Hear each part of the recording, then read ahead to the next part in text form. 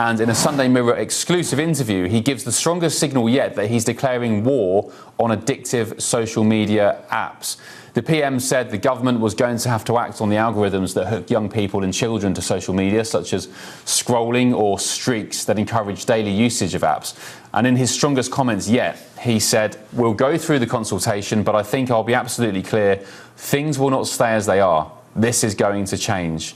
Ministers are now considering sweeping new restrictions, including time limits, overnight curfews, and even a potential Australia-style ban on social media for under-16s. And it follows a landmark US ruling which found tech giant Meta and Google intentionally built addictive social media platforms that harmed a 20-year-old woman's mental health.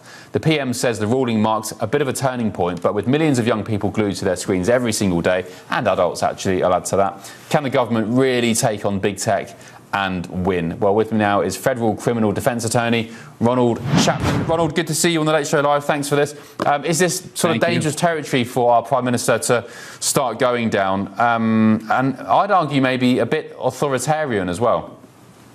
You know, a couple of months ago, I probably would have said yes. But if you really look at the testimony that came out of the Facebook case, in which Facebook, Google, obviously YouTube involved in that as well, $6 million judgment against them, you start to see that some of these algorithms are specifically designed to addict young people. And I think we're sort of dealing with the next smoking here. So while it may be dangerous territory to start talking about restrictions on speech, especially if that results in a windfall for a political party, right? If we start seeing a restriction that allows certain people to get elected and others not, we might need some government interaction here in order to set the limits. Right now, there's going to be lawsuits flooding in against social media companies, and there's going to need to be some common sense regulation that will allow these companies to exist, not necessarily be sued consistently like this, but still be able to operate. Okay, interesting. Ronald, I was watching cable news earlier on television, and an advert came up for TikTok, for teenage accounts on TikTok specifically. It said, oh, if you sign up to a teenage account on TikTok, or you get your son or daughter to sign up, they won't be able to direct message anybody, no DMs. They won't have any ability to have comments left on their stories or their content that they upload. And also they're not allowed to scroll beyond a certain time limit each day, maybe sort of 10 minutes or something. Why can't the UK government just maybe enforce that instead of some outright ban that completely, throws the baby out with the bathwater?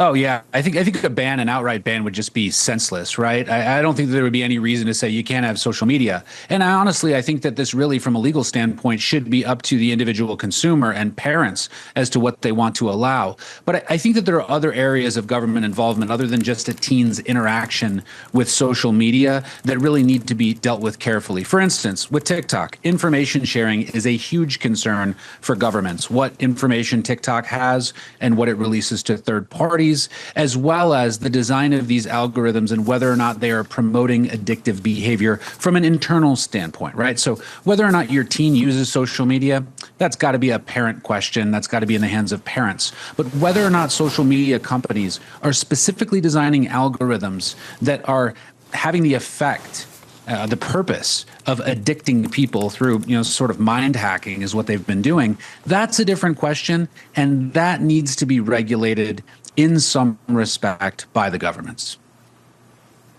Okay, and just tell us what's happening here with that case against, was it Meta and Google, the $6 million lawsuit? What's the latest with that? Has it finished?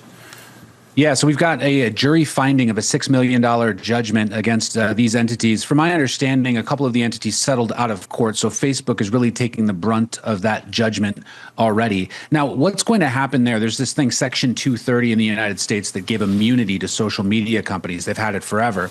But this was an end around. They used a products liability theory, and now you're going to see lawsuits flooding in against those social media companies. So not only will they have to pay the $6 million, they're going to have to deal with hundreds, if not thousands, of other lawsuits that are going against them. And as part of settling those lawsuits, they're going to have to make changes to how they engage in business. So we should see some improvements coming to these social media companies soon.